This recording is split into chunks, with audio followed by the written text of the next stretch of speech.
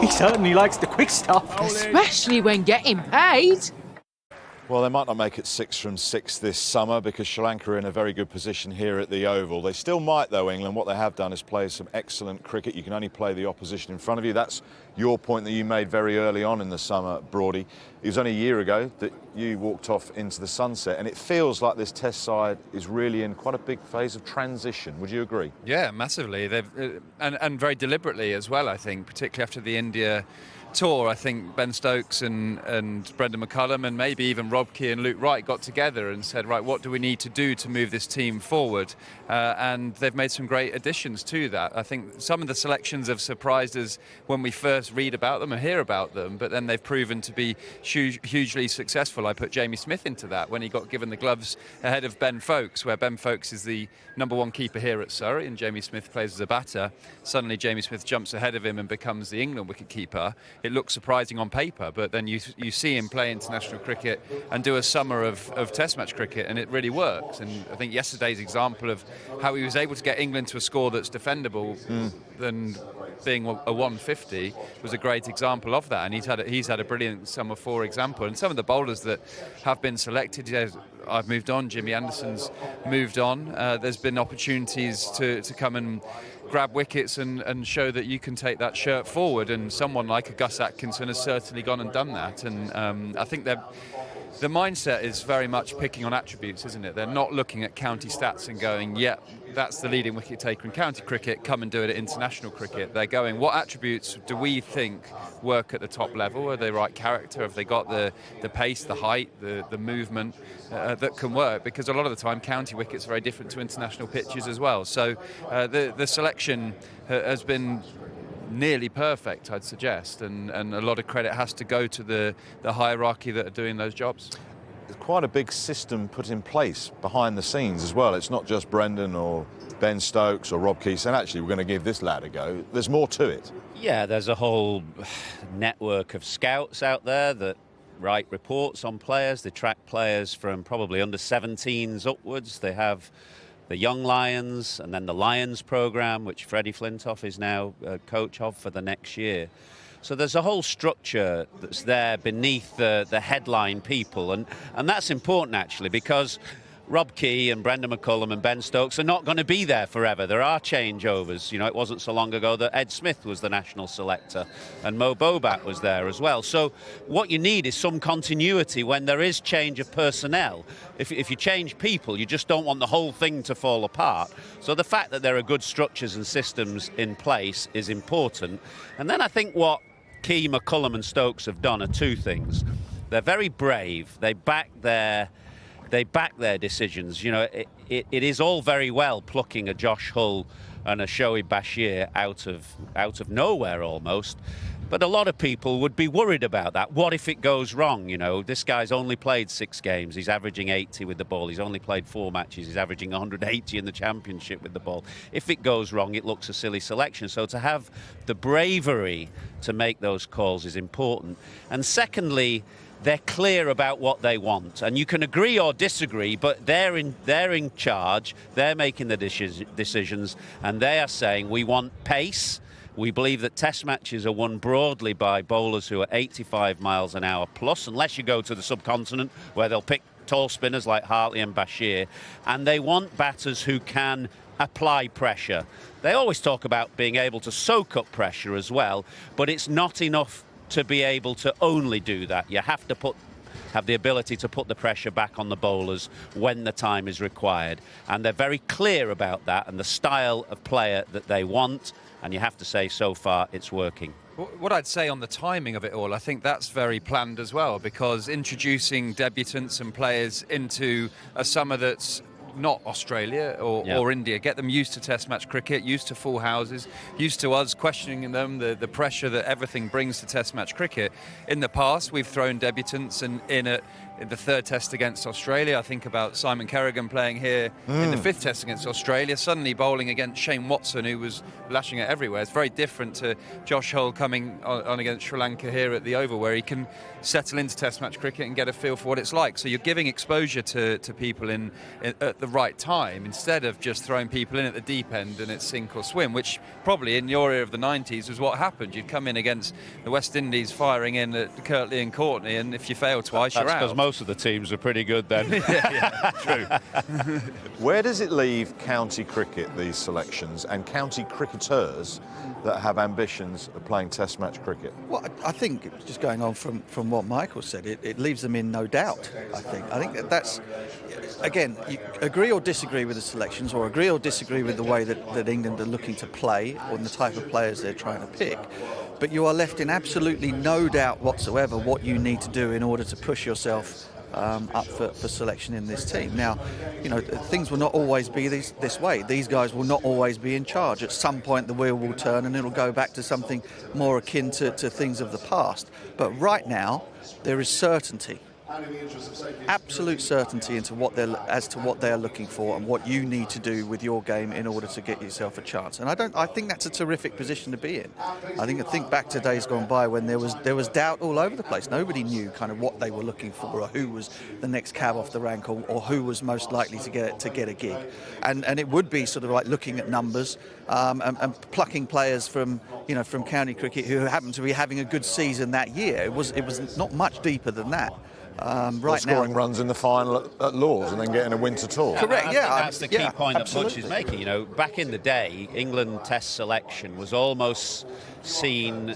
You rewarded people for their performances in county cricket, so there was a much closer correlation between what was happening in the county game and then the reward of selection for England. And in some ways, that reflects on the change of county cricket as well. More county games being played early, late season, different conditions, not the quality of the overseas fast bowlers. Lots of changes have impacted upon that. But they're no longer seeing that to be the case. They're saying, what does this team need?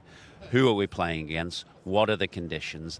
And therefore, what's the type of player that we can find in county cricket to fulfill that criteria? And it really doesn't matter how many wickets or runs they've taken or scored in the county championship. I mean, take this Test match for example. I think we were doing a news cross before the game started, and I said, it would have been absolutely fine to have picked a seam bowler for a new ball bowler from county cricket who's taken 50 or 60 wickets this summer. Operates around 78 to 82 miles an hour, and they would have come in and done a great job. But kind of what is that for? Are you going to be taking that guy to play on rock hard pitches in South Africa or Australia in the Ashes next year? They would have done perfectly well and might well have taken a hatful of wickets, but you're then ruling them out, or you're putting yourself in a position where you might have to pick that player for situations in which they're completely unsuitable. And so England are looking at sort of like what does Test match cricket require in all of the conditions that you're going to play it in, and they've kind of made it pretty clear, I think, to everybody that you're going to need to have certain attributes in terms of pace and height and movement before we're even going to consider you. And I think it's unfair in many ways, but it's also completely fair because you know where you stand.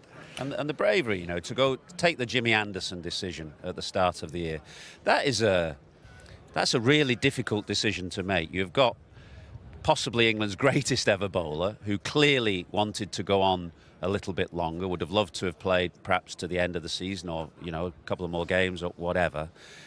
But they were absolutely clear that they felt they needed a bit more pace in their attack, and they've got half an eye on the Ashes in 16 months' time, and therefore wanted to regenerate this side. Now, and so they made the call, and the interview I did with Brendan, I asked him about that, and he said, well, in the end, Jimmy Anderson came to an accommodation with that. He didn't particularly agree with it, and he would love to have played on, but he came to an accommodation also because of the way they handle that decision. You know, Brendan McCullum flew over from New Zealand to talk to Jimmy Anderson face to face. It's a big moment in any player's career when your international career is coming to an end. So they felt they owed it to him to be absolutely straight with him, but be face to face with him. And, you know, Jimmy, we all know he wanted to carry on a bit longer, but when you've heard him speak publicly about it, he said, you know, fair enough, they were straight with me, they were honest with me, and I accept that decision. The anomaly with that, though, is they're picking Chris Woakes still. Balance of the side, though, isn't it? I mean, it's not quite a like-for-like thing, because Woakes is their number 7 or number 8, which is an important position. Yes, and whether Chris Woakes goes to Pakistan or New Zealand or Australia next winter, we're not sure. But ultimately, he is a fine bowler in England and brings a lot of experience to the group. What you can't do, and I was chatting to Ricky Ponting about this a couple of days ago, is when their greats of the game left, they all did it at the same time. I think did Warne and McGrath go, and then Hayden, Langer, yeah. and then it's just a huge hole in your group, and then it's harder for the leadership to get their messages across to the whole team, because who are your lieutenants to feed messages to? So you need some experience in that bowling attack. It'd be very difficult to go into a test match with Hull, Potts, Atkinson now, because it's like, okay, you know, where are we leaning on? So you need some experience, and Chris Woakes is that senior bowler right now. Whether he'll be that senior bowler in Australia, we don't know, but by then there's bits of experience that's come back. Ben Stokes would be back bowling and hopefully in the side as well. So, you know, there's that famous line, as I can't remember who said it, you don't win anything with kids. You know, it's great to give exposure to people. Alan Hansen, wasn't it? Was it Alan Hansen? It was, It's great to give exposure at the right time, but you need those bowlers looked after by a senior figure who's been there and done it, and Chris Woakes has done that. So yes, again, it was on paper when I saw Jimmy Anderson has been is not going to get selected, but Chris Woakes was. I thought that's a bit odd. It doesn't make any sense to me. But actually, having seen how the summer's played out, it does make a lot of sense to me. And Chris Woakes has done what Chris Woakes does in England, been very successful. In your opinion, who has been the most inspired selection that we've seen that's come slightly left field? Ooh, great question. I think the sticking with Zach Crawley under immense pressure and scrutiny was probably the strongest decision. That would have been easy to go, yeah, no, he's nicked one, I think it's time to move on. But I think Brendan particularly saw an amazing ability to play freakish innings that we saw at Old Trafford in the Ashes. He's a better player against better bowling. So yes, he might go back to Kent in April and May and nick 78 miles an hour, but actually he's got more ability to score a double hundred at the MCG potentially in a crucial Ashes match. So I think the strength of character to stick with someone who's hugely popular in the changing room brings a lot to the group, and backing that he will score runs at some stage is very un-English. It's, you know, these guys, unfortunately, in their Test careers would probably have had 5 goes and then we're moving on. So I think that was probably the strongest and hardest decision to stick with.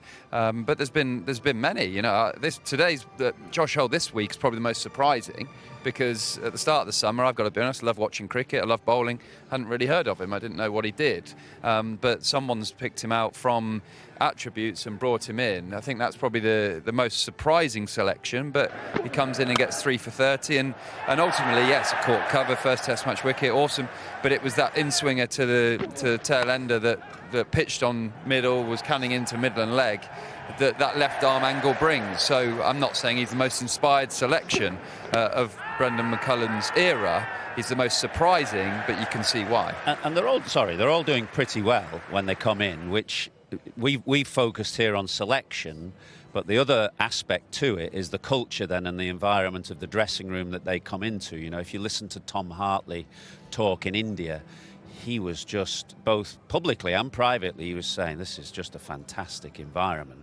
You know, I'm coming into a dressing room that is so, the people are so approachable, it's so much fun, and you know, so these young players who are coming in with very little experience behind them are being made to feel very welcome, and made to feel very backed by a captain who has particularly good emotional intelligence, I think, and is very empathetic with people. And we made the point yesterday on the paper review, Butch, about Freddie Flintoff becoming the new Lions coach. You know, people like Freddie Flintoff and Ben Stokes have been through a range of experiences and a variety of experiences in life. I think that makes them very empathetic with young players. So selection, a tick, and also then for these, you know, surprising picks to come into a culture and an environment that is helpful to them to start immediately with success. Same question you that asked to Stuart. Who do you think has been the most inspired left field selection? There's been a lot of them. I mean, Ben Duckett to open the batting has been superb. Shoaib Bashir out of nowhere, absolutely nowhere, with so little first-class experience behind him. Picked because they wanted tall spinners to drive the ball into the surface in Indian conditions, and he now looks to me like a very, very fine off spinner. I mean, some of the way that he was able to sort of control an innings for Ben Stokes in the Test match at Trent Bridge, and he also clearly has the ability to give it a real rip as well, and doesn't seem to be phased in the slightest by batters having a go at him. So England have been desperate to find a spinner since Graham Swan. You know, Moeen Ali has stepped into that breach quite nicely, but with him, I think you've got a real star for the future, which will really help England in terms of conditions all over the place, but will also really help their fast bowling stocks too. Because if you've got a bowler that you can rely on to bowl you 25, 30 overs in a day, your quicks aren't putting all those miles into their legs and are bowling more overs when it's optimal for them to do so. The seam bowling stocks look pretty good if everyone's fit, and maybe Jofra to come back as well. Yeah, I mean, the thought of going to Australia with Jofra and Mark Wood, Gus Atkinson, Ollie Stone, these sort of guys, at the moment, as we sit right now with a few niggles floating around, it's quite a difficult squad to pick for Pakistan potentially. But, you know, I think with the stock of, if you can get everyone fit, that is very exciting. But the crucial part of that is getting everyone fit and ready to go.